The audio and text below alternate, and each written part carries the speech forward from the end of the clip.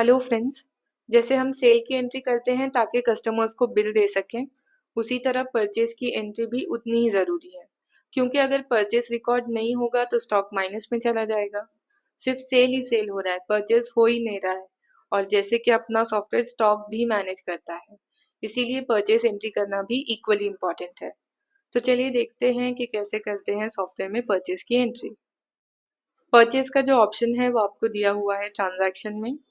ये देखिए, परचेज की स्क्रीन आप कंट्रोल पी प्रेस करके भी ओपन कर सकते हैं। परचेज में आपको दो ऑप्शन दिए हुए हैं, एक परचेज और दूसरा एक्सपेंडिचर। ये तो आप हेडिंग से ही समझ गए होंगे। परचेज, इसमें हम एंट्री करते हैं जो हम सेल करने वाले हैं स्टॉक, और ये वाला जो एक्सपेंडिचर का ऑप्शन है जो हमारे लिए एक्सपेंस आइटम है। जैसे कि हमने एक टैबलेट परचेज किया कि सेल्समैन यूज करें, तो ये हमारा एक्सपेंस हो गया। हमने कंप्यूटर परचेज किया सॉफ्टवेयर यूज़ करने के लिए, तो वो हमारा एक्सपेंस हो गया। टेम्पो परचेज किया डिलीवरी के लिए, तो वो हमारा एक्सपेंस हो गया। तो इसी तरह से पेन परचेज किए जो आपके वर्कर्स हैं उनके लिए, नोटबुक परचेज की, तो यहाँ पे एक्सपेंडिचर में उसकी एंट्री होती है। तो आज की वीडियो में हम देख रहे हैं परचेज के बारे में। ये जो डॉक्यूमेंट नंबर है ये ऑटोमेटिकली जनरेट होता है, वन बाय मतलब 1 2 3 ऐसे जितने भी आप परचेज वाउचर की एंट्री करेंगे। उसके बाद ये डेट जो है, ये आज की करंट डेट है, आप जिस डेट पे परचेज वाउचर की एंट्री कर रहे हैं। नेक्स्ट ऑप्शन है परचेज बिल नंबर का। फॉर एग्जाम्पल देखिए, आज क्या डेट है, 19 जून। आपने परचेज किया था 15 जून को, लेकिन आपके पास बिल आया है सप्लायर की तरफ से 19 जून को, इसीलिए आप 19 जून के दिन सॉफ्टवेयर में एंट्री कर रहे हैं। तो यहाँ पे जो सप्लायर की तरफ से बिल आया है वो बिल नंबर आपको एंटर करना होता है। तो जैसे कि आपने वो यहाँ पे बिल नंबर एंटर किया, और किस डेट पे, उस बिल पे क्या डेट है परचेज की, यहाँ पे हमने वो डेट एंटर कर दी। तो उस पे है 15 जून 2025। कंपनी नेम, अगर आपने किसी एक कंपनी के ही आइटम परचेज किए हैं, यहाँ से आप वो कंपनी नेम सेलेक्ट कर सकते हैं, जिससे कि हमारे पास मल्टीपल आइटम्स होते हैं सॉफ्टवेयर में क्रिएटेड, तो डेटा मिनिमाइज हो जाएगा थोड़ा। आपको सिर्फ, जैसे कि आपने कोई कंपनी सेलेक्ट कर ली, Tata, Smith and Jones, Ching's, तो सिर्फ उसी कंपनी के आइटम उसके बाद आप यहाँ पे सेलेक्ट कर सकते हैं। तो अगर आपने किसी एक पर्टिकुलर कंपनी के आइटम परचेज किए हैं, वो कंपनी सेलेक्ट करो। नेक्स्ट ऑप्शन है, अब देखिए इसमें दो टाइप्स हैं। एक तो आपने कैश में परचेज किया है, यानी कि और आप हमेशा नहीं परचेज करते हैं उन सप्लायर से, आपने सॉफ्टवेयर में अकाउंट नहीं क्रिएट किया हुआ है, तो आप क्या कर रहे हो, कैश बिल की एंट्री कर रहे हो कि हमने कैश, हमें वो अकाउंट नहीं क्रिएट करना है, हम हमेशा उनसे परचेज नहीं करते हैं, हमें वो कैश बिल दिखाना है। तो यहाँ पे सप्लायर नेम में आपको सेलेक्ट करना होता है कैश। और अगर आपके सप्लायर का अकाउंट क्रिएट करना है तो वो सप्लायर का अकाउंट भी आप सेलेक्ट कर सकते हैं, मतलब कैश वाउचर और क्रेडिट वाउचर। तो पहला एग्जांपल देखते हैं क्रेडिट वाउचर का। तो उस केस में क्या होता है, आपको यहाँ पे सप्लायर का अकाउंट सेलेक्ट करना होता है। सप्लायर का अकाउंट किस तरह से क्रिएट करते हैं, यानी कि किसी भी, कोई भी अकाउंट कैसे क्रिएट किया जाता है, चाहे सप्लायर का, कस्टमर का, तो उसके बारे में हमने एक वीडियो बनाया हुआ है। आपने अगर नहीं देखा है वो वीडियो, आपको चैनल पे मिल जाएगा और डिस्क्रिप्शन में भी मिल जाएगा आपको। और उसके बाद अगर टीसीएस वगैरह लगाना है तो यहाँ पे एंटर कर दीजिए। ये देखिए आइटम किस तरह से सेलेक्ट करते हैं। तो ये जो लोकेशन का ऑप्शन है, ये हम अगले वीडियो में देखेंगे कि इसका क्या मतलब होता है। आइटम सेलेक्ट करने के लिए आपको कोड एंटर करना होता है। जैसे कि आपको स्टार्टिंग का वर्ड पता है आइटम का, तो यहाँ पे आपने एंटर कर दिया वो। तो ये जो भी लेटर्स आपने एंटर किए हैं स्टार्टिंग के, उस हिसाब से यहाँ पे ये आइटम्स आ गए। जितने ज्यादा लेटर्स आप एंटर करेंगे डेटा उतना कम दिखाई देगा। तो हमने फॉर एग्जांपल एक आइटम सेलेक्ट किया इसमें से, और ये एंटर। तो ये पहला तरीका है आइटम सेलेक्ट करने का। इसमें दूसरा ऑप्शन है कि आप कोड से सेलेक्ट कर सकते हैं। आइटम कोड पता है आपको, तो यहाँ पे वो एंटर कर दो। ये देखिए ये सब आइटम कोड्स हैं। तो हमने ये आइटम सेलेक्ट किया, कोड की हेल्प से सर्च कर सकते हैं।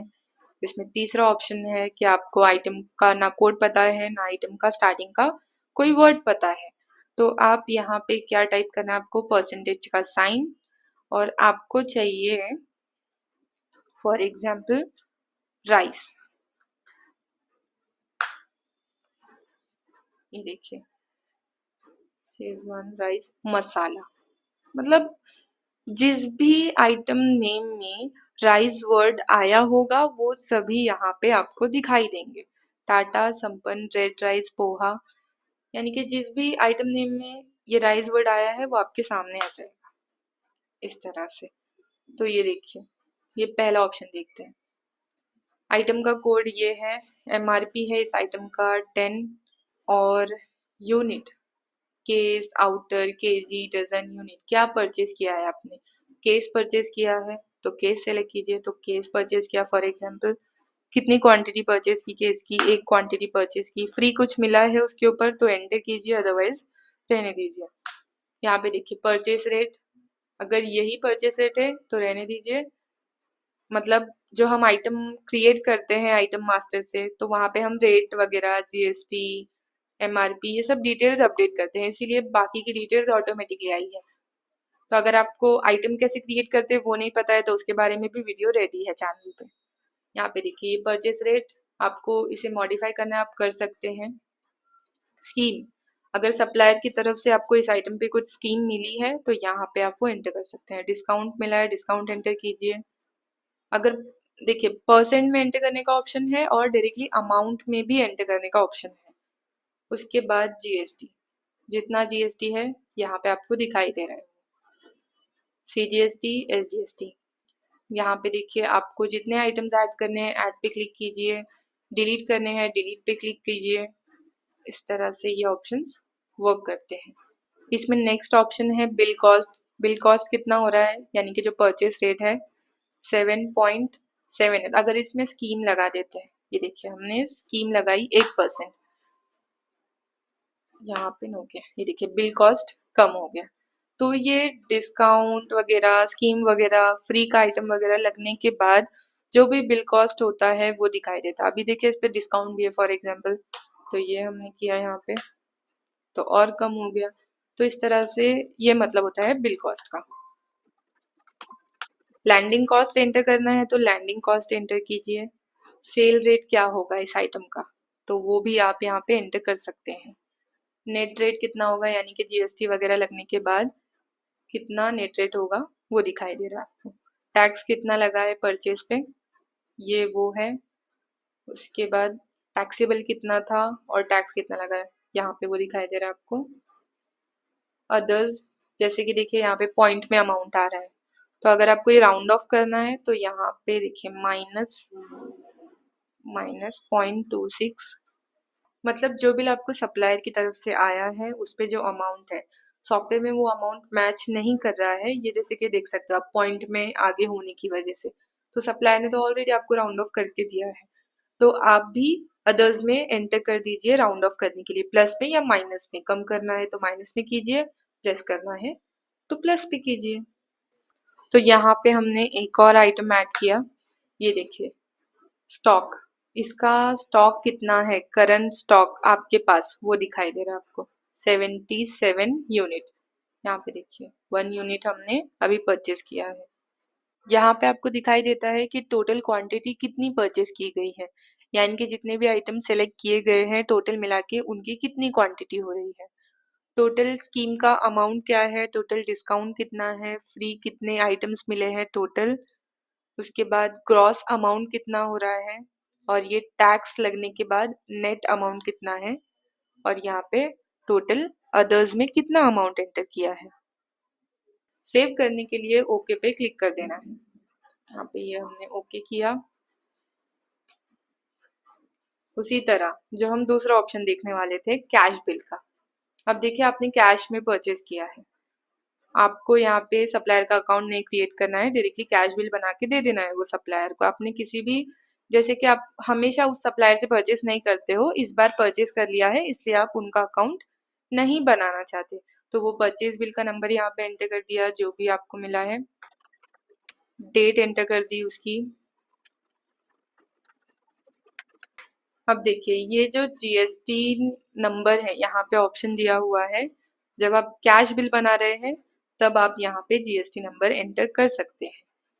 तो उस सप्लायर का जीएसटी नंबर हमने एंटर किया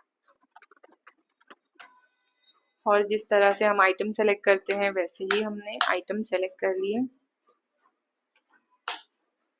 ये देखो, और ये ओके करके हमने बिल सेव कर दिया। तो इस तरह से आपको परचेस वाउचर की एंट्री करनी है। अगर इस वीडियो में कुछ भी आपको कंफ्यूजन हो और कुछ जानना हो तो आप ऑफिस में कांटेक्ट कर सकते हैं।